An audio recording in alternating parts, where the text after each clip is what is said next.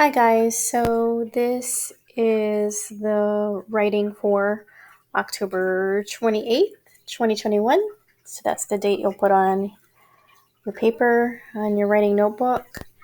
And we're going to call this one End of the World. The title is End of the World. So we can pause the video while everybody gets that ready. And the question for today is, do you think the world will actually end? And why do you think so, or why not? And if you think it will end, how do you think it's going to end? Okay, and you have 5 minutes, and then once you're finished, you can share some answers, and you can pause the video.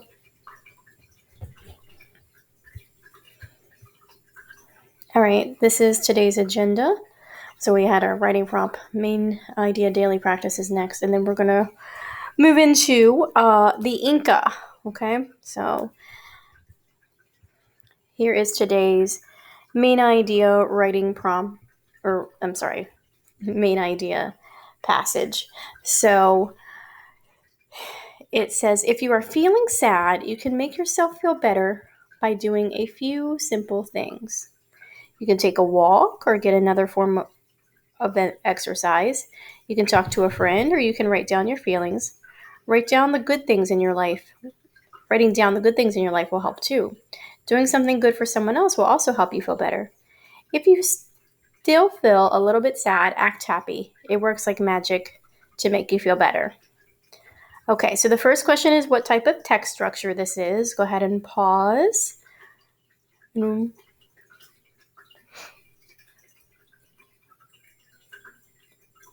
All right, so if you said that this is a problem solution, you are correct. Okay, so if you're feeling sad, these are some things that will solve that, right? What is the main idea of this passage? Go ahead and pause for that.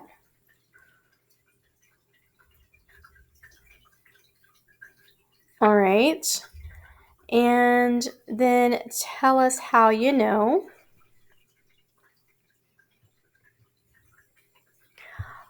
Okay. So the main idea is there are many ways to make yourself feel better. And you should have pointed out these things. You can make yourself feel better by doing simple things and then the things that they gave you. Of course, you could have also highlighted down here acting happy and doing something for someone else. Okay. All right. So like I said, we are going into the Inca. Now, these are a couple of pictures from the Inca civilization. These are artifacts from that civilization. And I'd like you to create an open-ended question for this picture. So remember, the question can't have a yes or no answer. It has to be open-ended. All right. So go ahead and take about 2 minutes to create a question and then discuss those. You can pause the video.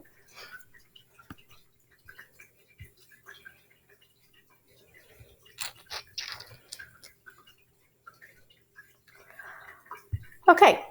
And here is the second picture. Again, you're going to write another open-ended question for this artifact. And you have 2 minutes. And you can discuss those questions as well when you're finished.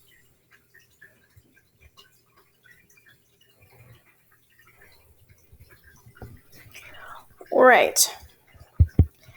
So if you go into Canvas, you will see the Inca Chapter 5 link. So it's the Inca Lords of the Mountains. And then you'll also see the link for this document, which is going to go along with it, just as we've been doing. We're going to write some sentence summaries, and at the very end of everything, write a paragraph summary of the entire chapter. Okay, I'm looking for the entire, chapter, because some people did not quite do that, the first one that I just was looking at.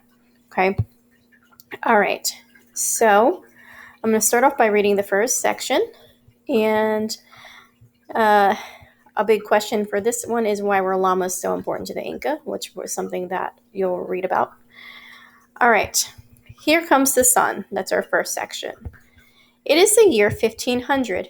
You are standing along a road in South America in a crowd of people. You seem to be at some kind of parade. You look down the road and see a gleaming golden litter carried on the shoulders of several men. Inside the litter is a man wearing furs and golden jewelry. As the litter gets closer, the people around you go down on their knees and touch their foreheads to the ground. You are the only one still standing. Suddenly you notice several people yelling at you. An angry soldier is running at you with a raised club. You begin to run. With a start, you wake up and realize you're having a dream. And it's a good thing you woke up. The people in your dream were bowing because the Sapa Inca, the king of the Inca people, was approaching. And there he is in all his glory. I can't believe you didn't bow to the king, but anyway. All right, so the Sapa Inca, according to this caption, it says the Sapa Inca was the ruler of the vast Inca Empire, which stretched over 2,000 miles of the South American coast. Okay. All right.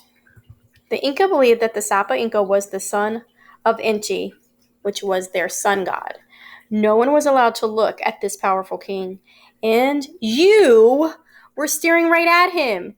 If you had not woken up, your dream would have had a terrifying end. You would almost certainly have been killed by the soldiers for being so disrespectful to the son of the sun. What's wrong with you? Oh my gosh, you guys.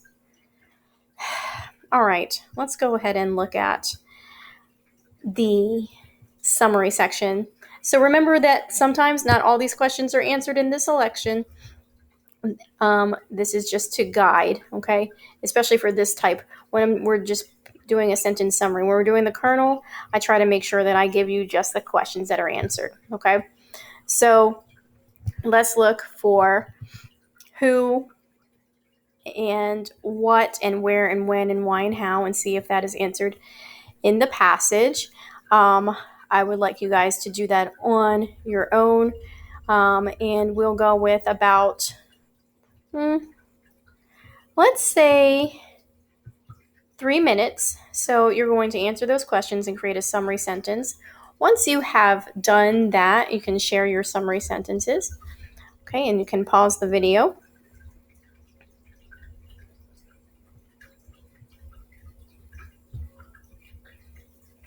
All right. Hopefully there were some good sentences shared there. So we see a picture or illustration of the Inca soldiers.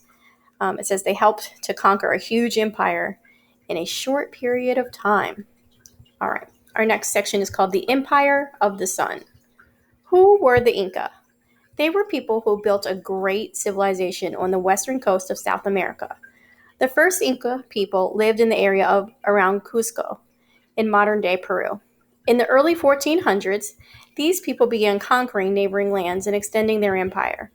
By the time the Spanish conquistadors arrived in the 1530s, the Inca Empire was the largest in the Americas, larger even than the Aztec Empire had been.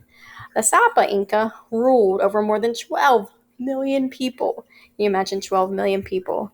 His territory stretched for more than 2,000 miles along the Pacific coast. The empire covered an area so large that most of modern-day Peru and parts of Colombia, Ecuador, Bolivia, and Chile and Argentina would lie inside its borders. This is a region. Whoopsie. Oh, no.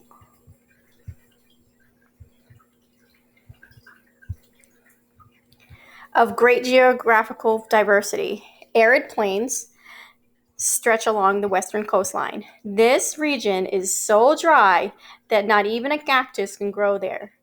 Farther east, the twin ranges of the snow-capped Andes Mountains rise toward the skies. Between the ranges lies a high plateau. Land here is sizzling hot by day and freezing by night. East of the Andes are thick forests where heavy rains feed the mighty Amazon River. All these lands were ruled by the Sapa Inca. Okay, so we're going to go here, and we have the Empire of the Sun, and our kernel sentence main idea was they had a large empire, okay? So now, who, where, when, how. Okay. So you're going to answer those questions. Where was the large empire? When did they have it? How? Probably be important to put in how large it was. Okay. So then when you'll put your summary sentence, go ahead and pause. Again, 3 minutes to work on that.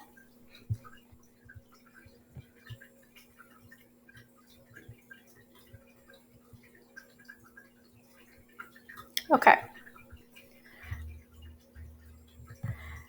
The next section that we're going to do together and the last section that we're going to do together is Inca life. Okay. So let's go there.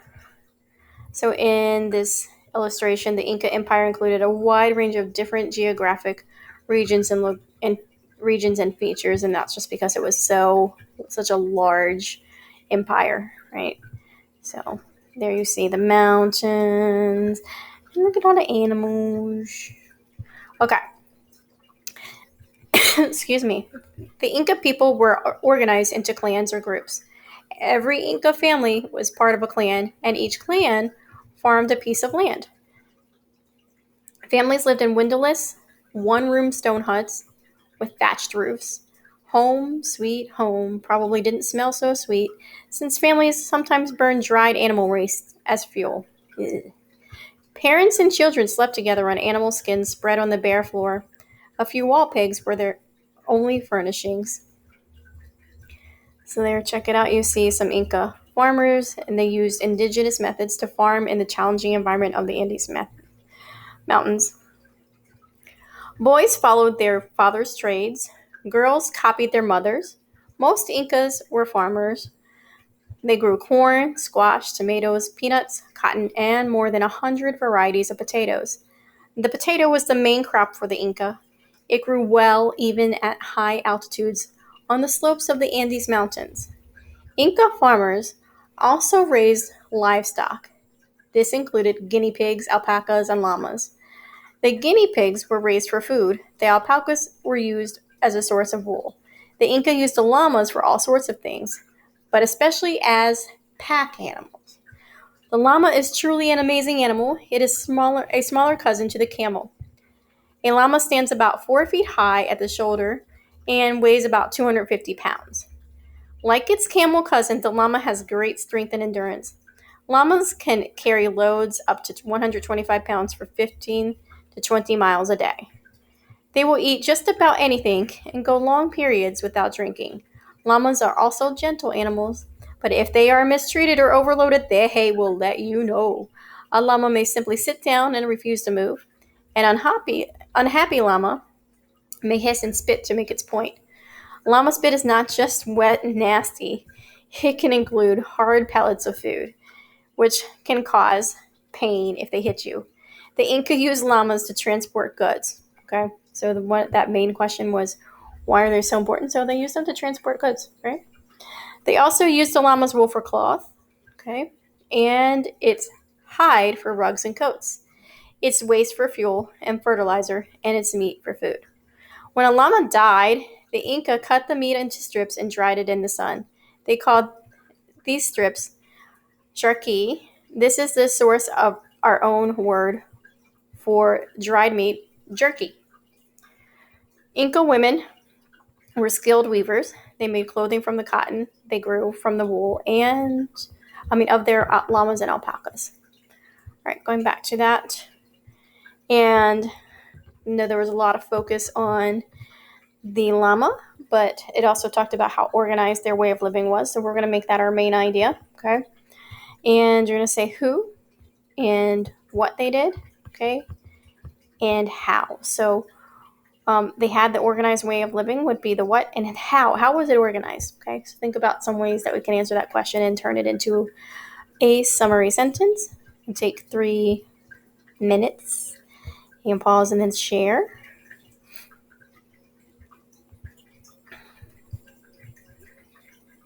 All right.